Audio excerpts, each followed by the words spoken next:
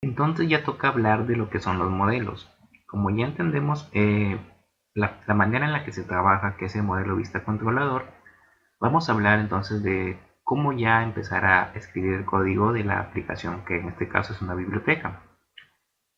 Los modelos son la representación de las tablas que todos conocemos por la parte de bases de datos, pero estos están representados a través de sintaxis propia de Python y del propio framework que es Django. Entonces, para los modelos se van a basar en clases, y estas clases son las que van a hacer la representación de, como dije, de las entidades o de las tablas de las bases de datos.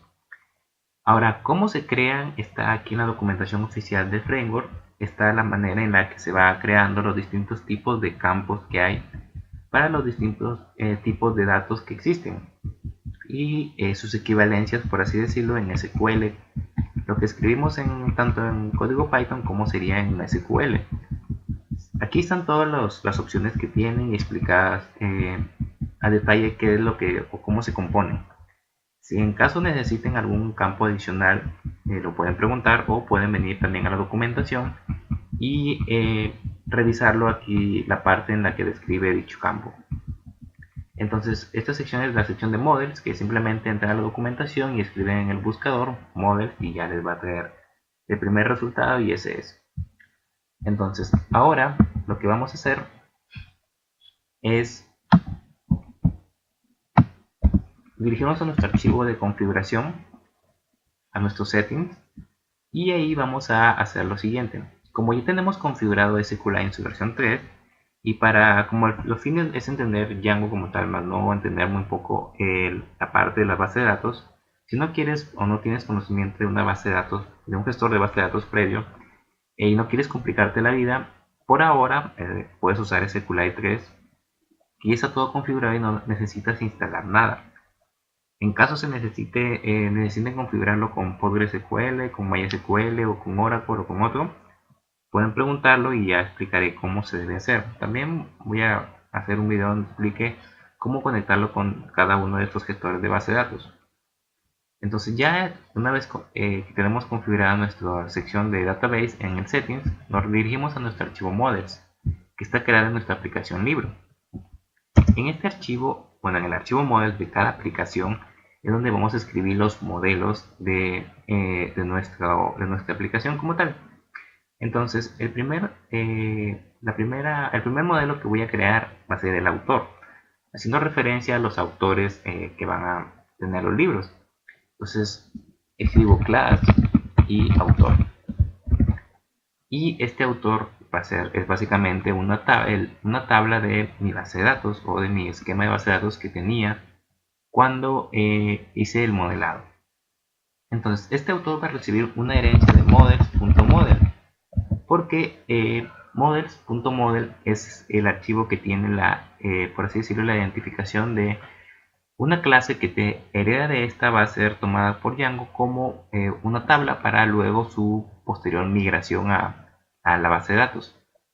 Entonces, ¿cómo vamos a representar los atributos? Para los atributos es muy sencillo. Lo primero que todo tenemos que saber o ver cómo representar una clave primaria. Las claves primarias son las que se coloca en toda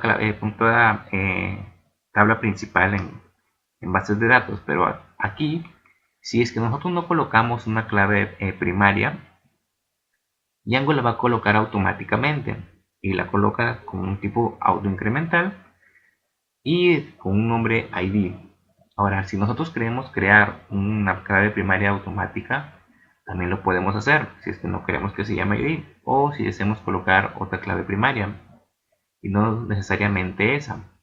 Pero por ejemplo, si yo quiero una clave primaria, un identificador autoincremental, puedo ponerle, por ejemplo, no sé, ID igual a models, que es la clase donde se encuentran los distintos tipos de datos, y el campo sería auto.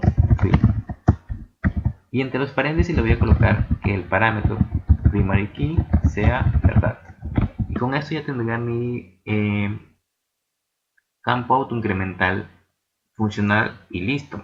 Ahora, ¿Qué pasa si yo quiero colocar otro campo? Por ejemplo, vamos a colocarle un nombre, un título, una descripción y una nacionalidad. Por ejemplo, para el nombre escribiría models. Generalmente son varchars en las bases de datos y aquí el campo es charField. Y como es un charField tenemos que indicarle una cantidad máxima de caracteres. Entonces vamos a colocarle max length igual a 200, vamos a ponerle 200 caracteres. Luego tienen otro parámetro que es el parámetro llamado blank, que básicamente lo que hace es cuando queramos crear un objeto de autor o queramos registrar un nuevo autor, permitir que este campo pueda ser dejado en blanco y que no dé ningún error. Pero como va a ser el nombre que va a ser siempre necesario, voy a colocarle false para que siempre se pide este campo y nunca se deje en blanco. Y otra manera es colocarle también null. Null hace referencia a que el campo puede recibir valores nulos. Y lo voy a colocar también en false para decir que no quiero que sea así. Luego tengo sus apellidos. Y van a ser igual de models.charField. Y vamos a colocar igual un máximo de caracteres, en este caso de 220 por ejemplo. Igual no pueden ser dejados en blanco y tampoco pueden aceptar valores nulos. Ahora, la nacionalidad va a ser de la misma manera. Pero aquí los caracteres van a ser solo 100. Entonces vamos a decirle igual blank, igual false y null igual false. Y por ejemplo, aquí no va coma. Y por ejemplo, ahora si yo quiero un campo de descripción que va a hacer referencia a una mini biografía, por así decirlo, del propio autor, que va a ser opcional, que no siempre se va a necesitar, el campo que existe para ya un poco más de texto es textfield. Y listo. No tenemos que indicarle un tamaño de caracteres porque ya asume que va a ser muy grande y podemos colocar mucho texto ahí. Y le voy a colocar que sea opcional, entonces voy a colocarle blank igual false y null igual false. Aquí me falta una L. Y ya tendría de esta manera mi modelo autor básico aún, pero es por el proceso que vamos aprendiendo. Ya conforme vayamos avanzando, le vamos a ir colocando más cosas a este modelo. Ahora, ¿qué se preguntarán? ¿Pero existen más campos? Claro. Si quiero, por ejemplo, un campo de números, hay integer field. Existe también un campo llamado JSONField, un campo URL field, image field. Luego también existe file field. Existe también muchos otros campos que pueden revisar y que se van a utilizar y que están en la documentación, pero por el momento no los estamos viendo porque tienen a veces algunos otros parámetros adicionales con los cuales no nos queremos complicar por el momento. Ya en su debido caso los vamos a usar, y en caso quieran usar alguno, lo pueden dejar. También hay campos booleanos, boolean field y todo eso, o sea, no hay ningún problema. Variedad de campos existen y no tenemos que preocuparnos por ellos. Entonces listo, ya tengo mi modelo aquí. Ahora, ¿qué debo hacer luego de haber creado mi modelo? Pues lo siguiente sería hacer que este modelo se cree en nuestra base de datos. Para crear en la base de datos, lo primero que tenemos que hacer es ejecutar dos comandos. Entonces, estos comandos lo que van a hacer es el primero, que va a ser python manage.py, siempre en la ruta de donde está nuestro manage.py por ser el archivo enlace, que es make migration. ¿Y qué es lo que va a hacer este? Nos va a crear un archivo identificando los modelos que existen en todo el proyecto y dejando una estructura la cual va a ser convertida posteriormente cuando ejecutemos el otro comando en código a través de código SQL y ser representado y aplicado en la base de datos. Entonces, al momento de que hagamos enter, el archivo se va a crear aquí en nuestra carpeta migration. Entonces, si yo ahora voy a hacer Enter, se me va a crear. Miren, se me crea la caché correspondiente y aquí está. Creado un modelo autor y migración para tal aplicación y con el archivo tal. Entonces, como ven, aquí nos ha creado el archivo y esta es la estructura que va a tomar Django para convertirla a código SQL y aplicarla en la base de datos. Entonces, ahora lo que tenemos que hacer es ejecutar el siguiente comando para que todo esto se aplique y se convierta y ya esté en la base de datos.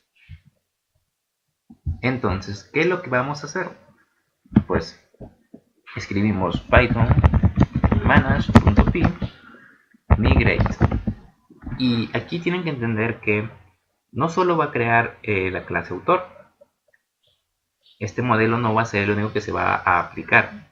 ¿Por qué? Porque Django trae consigo ya preparado varios modelos. Uno de ellos es, por ejemplo, el modelo usuario, y es porque Django ya nos trae una jerarquía de usuarios. Además nos trae tablas con los permisos que pueden tener estos usuarios. Y también tienen que saber que Django va a crear automáticamente permisos para aplicaciones, pero eso ya lo vamos a explicar en el siguiente video cuando veamos el administrador de Django. Entonces, si ahorita yo presiono y ejecuto migrate, fíjense que está creando varios de los tipos de contenido, usuarios, etcétera, y ahí está. Libro. Entonces, ahora ya tenemos esto listo y ya tenemos los cambios aplicados. Una vez que tenemos todo esto aplicado, es que tenemos que comprobar que de verdad está. Por el momento, como no queremos complicarnos la vida, si es que no sabes en todo caso acceder a las bases de datos y todo esto, podemos verlo desde el propio Django, a ver si de verdad está. ¿Cómo es que lo vamos a ver? Pues Django nos proporciona una herramienta. Esta herramienta es el administrador de Django. ¿Y cuál es el fin por el que estoy usando en sí SQLite? Es para tratar de obviar esa parte de tener que verificarlo en la base de datos directamente o en el gestor, sino que verlo a través de las demás herramientas que nos ofrece Django. Entonces, ¿cómo accedo a este sitio de administración? Lo primero que necesito es un servidor para poder levantar nuestro proyecto, pero no voy a necesitar instalar nada extra porque Django ya trae su propio servidor, el cual lo vamos a ejecutar de la siguiente manera: python manage.py como siempre y escribimos run server.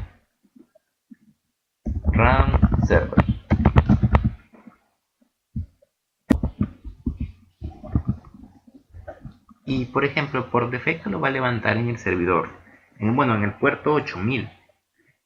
Pero ¿qué pasa si tú tienes el puerto 8000 ocupado? Pues para esto podemos cambiar el puerto en el cual se va a levantar. ¿Cómo? Pues luego de run server escribimos espacio y escribimos 0.0.0.0. Esto hace referencia al localhost, es decir, a la IP 127.0.0.1 que todos tenemos en nuestra computadora.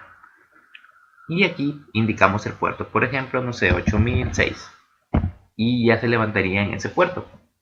Yo lo voy a levantar en el puerto 8000, así que solo ejecuto run server.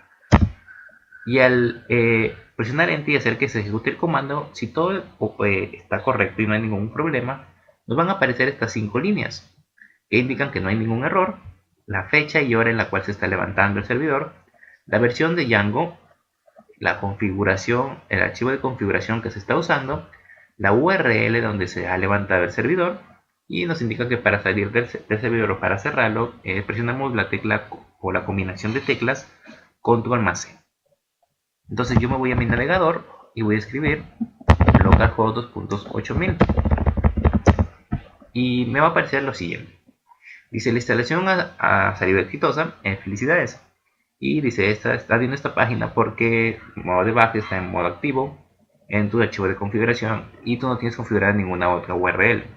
Entonces, esto nos aparece porque, como expliqué cuando vimos las partes que nos crea el archivo base de un proyecto en Django, expliqué en el archivo settings del modo debug que cuando estaba activo nos iba a mostrar todos los errores, pero eso también va a incluir que nos muestre esto de aquí, que es la página por default que aparece cuando se levanta por primera vez el servidor de Django y cuando no tenemos ninguna URL configurada, solamente están las que ya vienen por defecto.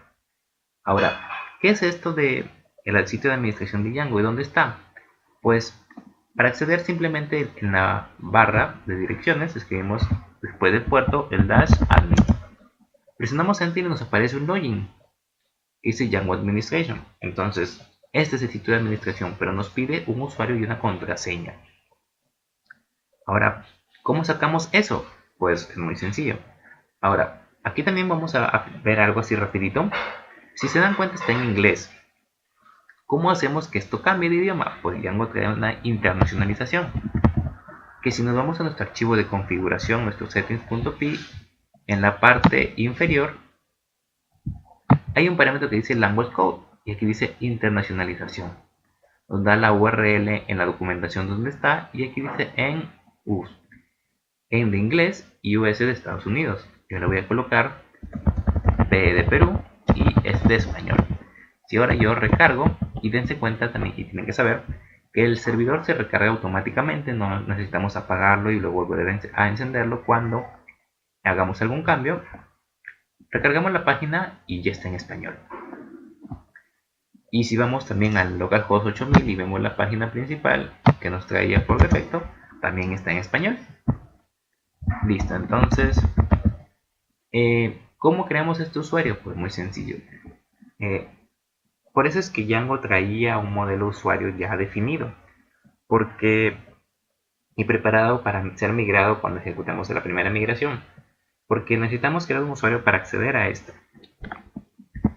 Entonces, ¿cómo lo creo? Voy a mi terminal, limpio la pantalla y escribo python manage.py create super user para crear un superusuario.